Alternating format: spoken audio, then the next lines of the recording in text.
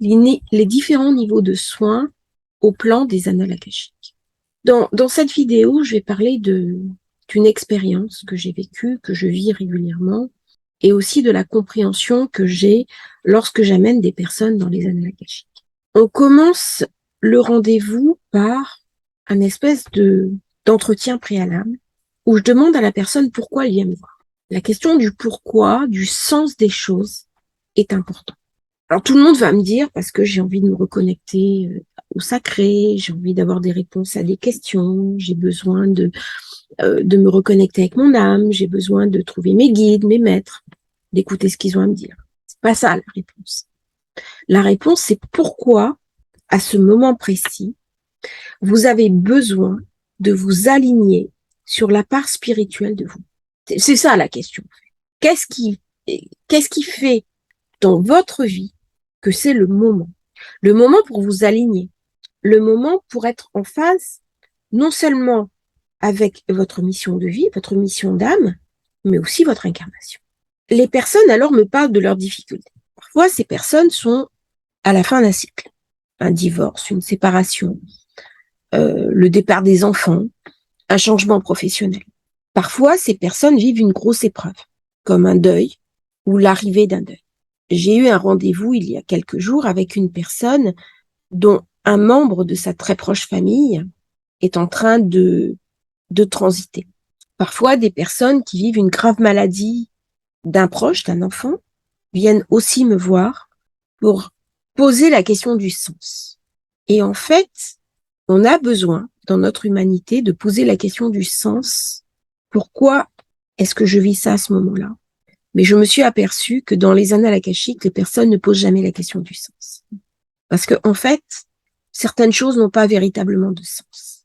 C'est comment nous allons vivre ce qui nous est demandé de vivre au plan des épreuves. On ne trouve pas forcément un sens à la souffrance. On ne trouve pas forcément un sens à l'épreuve. Alors, certaines personnes disent, c'est ton âme qui l'a voulu, qui l'a cherché.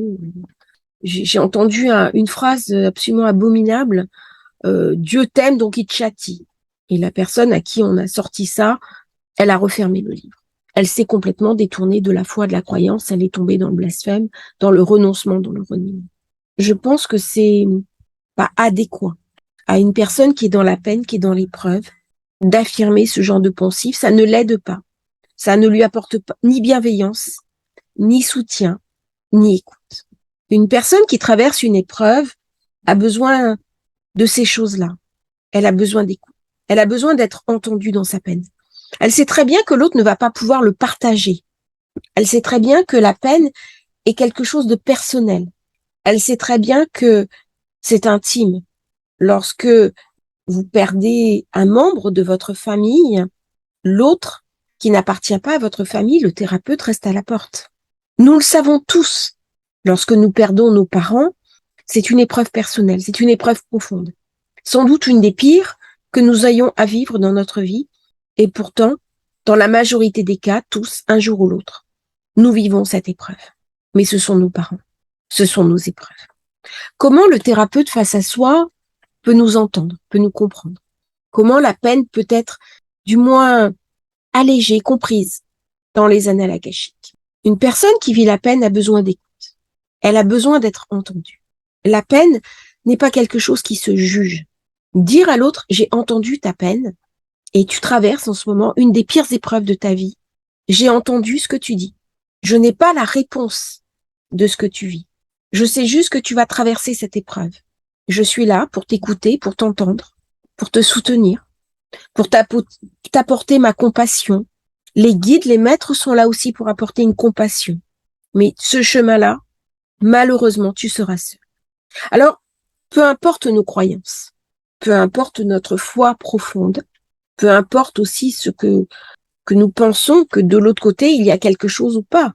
Le moment de la séparation met toujours à l'épreuve notre humanité. Est-ce à dire que nous n'avons rien à faire? Ce n'est pas ma réponse. C'est vrai qu'à ce moment-là, aller dans les annales akashiques permet de recevoir de l'amour, permet de recevoir du soutien, permet de recevoir une forme d'apaisement. Je dis toujours que dans les annales akashiques, la lumière vient sur nos souffrances et sur nos douleurs. Elle ne fait pas disparaître la peine, mais elle nous permet, durant un temps, de trouver de la force, du courage, une forme de sérénité par rapport à l'épreuve que nous traversons. C'est le cadeau des annales akashiques. Nous savons tous que la vie sur Terre n'est pas évidente. Nous vivons des épreuves, les unes après les autres, de manière plus ou moins forte. Certains affirment que les épreuves que nous traversons sont fonction de ce que nous pouvons supporter. Parfois, ça va au-delà. Parfois, ces épreuves sont tellement lourdes qu'elles nous amènent à la folie. Parfois, elles peuvent nous amener à des actes irréparables, comme un meurtre. Je pense à ces femmes qui sont maltraitées par un conjoint et qui un jour vont s'armer et vont commettre un acte irréparable. Parfois, ces épreuves nous amènent au désespoir absolu et des personnes vont jusqu'à s'attaquer à leur intégrité. J'oserais dire que c'est terriblement douloureux. Certaines épreuves nous dépassent complètement. On peut chercher pourquoi. Pourquoi est-ce que je vis telle épreuve? Pourquoi est-ce que je vis telle chose? Mais au fond, nous n'aurons jamais la réponse certaine. On peut avoir des bribes de réponse dans les annales akashiques. Mais à la question du pourquoi, j'aimerais y substituer la question du comment. Comment est-ce que je vais traverser cette nouvelle épreuve? Comment je vais me protéger, me donner du bon aussi à moi-même alors que je suis dans la tourmente?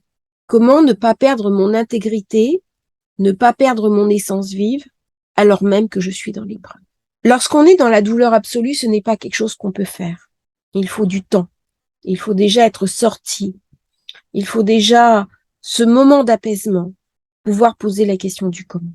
Et pourtant, à un moment donné, la question du comment va se poser. Lorsque nous sommes dans la douleur, lorsque nous sommes dans la souffrance, il n'y a rien à dire. Juste à dire à l'autre, j'entends ta souffrance. J'entends ta douleur. Comment puis-je t'accompagner? Comment peux-tu toi-même t'accompagner? Là, on est vraiment dans des points qui sont authentiques. Cette question du comment, elle nous rend humbles. C'est vrai que la question des annales akashiques se pose aussi en termes d'humilité. La question du comment, elle est là pour nous rappeler que tous, qui que nous soyons, nous avons un corps, nous avons des limites, nous avons une humanité, nous avons une émotivité, et que c'est cela même qui nous rend fragiles, mais aussi ce qui nous définit. Ce n'est pas lorsque nous sommes dans l'épreuve que nous pouvons donner aux autres. Dans l'épreuve, nous avons aussi besoin de nous donner à nous-mêmes. Malheureusement, certaines personnes, dans l'épreuve, au plus profond de l'épreuve, elles sont obligées de se dépasser pour apporter à l'autre. Je pense notamment à une mère qui a un enfant malade. Eh bien, la mère est obligée de s'oublier pour donner à son enfant, pour le porter. Lorsque nous avons une personne de notre famille qui est en train de mourir, eh bien, nous sommes invités aussi à l'accompagner. Et quelque part, en lui donnant de notre présence, de notre temps, de ce lien ineffable, on se donne à nous-mêmes. On parle assez peu du temps de l'accompagnement. On parle du deuil d'après, mais l'importance d'accompagner l'autre alors que nous savons que quelque chose est inévitable, c'est aussi très important. C'est ce que les annales akashiques m'ont rappelé il y a très peu de temps. L'importance de ce temps que nous consacrons à l'autre. L'importance de nous-mêmes dans la souffrance, dans la douleur. Justifier n'a pas de sens. Face à l'épreuve extrême, il n'y a rien à dire, que le silence. Les kabbalistes parlent de la lettre Aleph, qui est la première lettre de l'alphabet. C'est une lettre muette. C'est une lettre qui ne parle pas. Elle est le 1 et elle est le 1000. Elle est l'alpha. Elle est l'oméga. Avant la venue de l'enfant, la gestation se fait dans le silence. L'enfant est dans le ventre de la mère. Il ne parle pas. Et le dernier souffle de notre vie, eh bien, c'est le dernier mot que nous prononçons lorsque le souffle s'éteint. Le « et », qui est la respiration, est aussi la parole. Par rapport à la douleur de l'autre, on écoute, on se tait, on accueille. C'est dans le silence aussi qu'on peut guérir de sa souffrance, guérir de sa douleur. Ça renvoie aux minutes de silence qu'on fait quand il y a quelque chose de très important, d'un deuil très important national. Quelques minutes de silence. On fait silence en soi pour accompagner le deuil. Le respect se fait dans le silence. Après, on parle. Les annales akashiques viennent nous rappeler ça. Elles viennent nous rappeler l'importance de la vie sur Terre, de l'incarnation, elles viennent aussi nous raconter la fugacité de l'instant, de notre incarnation. Nous ne sommes là que de passage, mais ce passage a plusieurs volumes, plusieurs tomes. Comment est-ce que nous allons écrire le tome que nous avons entre les mains? Ça, c'est une vraie question. C'est une vraie question à poser dans les annales akashiques. C'est-à-dire que lorsque je dois affronter une souffrance que je pense insupportable, mais à ce moment-là, c'est dans les annales akashiques que je vais trouver du soutien, que je vais trouver de l'aide, que je vais trouver de l'assistance. Lorsque je reconnecte des personnes sur leur guide, au moment de l'entrée dans les annales akashiques, elles se sentent infiniment aimées, elles se sentent apaisées. Quelle que soit la peine qu'elles traversent, pendant un instant, elles sont apaisées. Elles ressortent des annales akashiques, elles sont apaisées. Elles savent qu'elles vont pouvoir retrouver leur famille d'âme qui va les aider, qui va les soutenir dans l'épreuve qu'elles sont en train de vivre.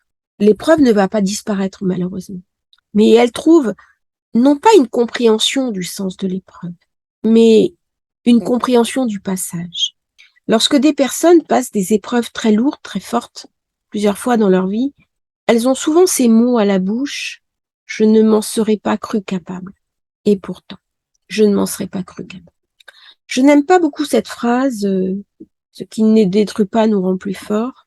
Certaines épreuves peuvent vraiment nous endommager. Certaines épreuves nous brisent et certaines épreuves peuvent faire de nous des êtres très sombres, très négatifs, très noirs, parfois aigris, parfois en colère. Nous ne sommes pas détruits, mais nous sommes profondément endommagés. C'est pour ça que je n'aime pas cette phrase, qui pourtant est une phrase très courante. On va dire à quelqu'un qui traverse une épreuve. Qu'est-ce que c'est qu'être détruit?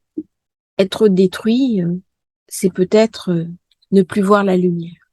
Lorsque nous accompagnons un proche dans le deuil, lorsque nous savons qu'une page se tourne, elle sera définitivement tournée. Lorsque nous perdons nos parents, nous savons que ce temps ne reviendra pas. Le temps où nous étions un enfant, le temps où nous avions un père et une mère qui pouvaient tout entendre de nous, tout accepter de nous, eh bien ce temps est fini. Mais nous savons peut-être qu'un enfant va naître.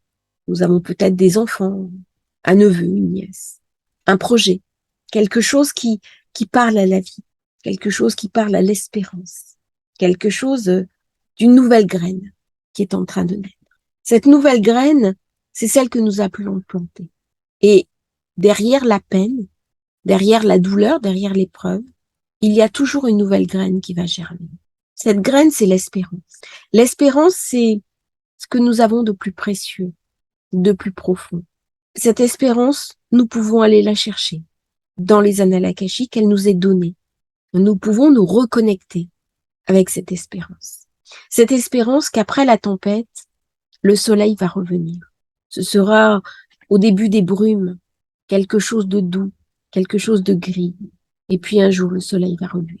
Dans le temps du deuil, par exemple, eh bien, ce sont des passages. Nous avons des passages différents. Et à un moment donné, nous allons sortir de ce moment de deuil pour recommencer notre vie et reprendre en main notre destin.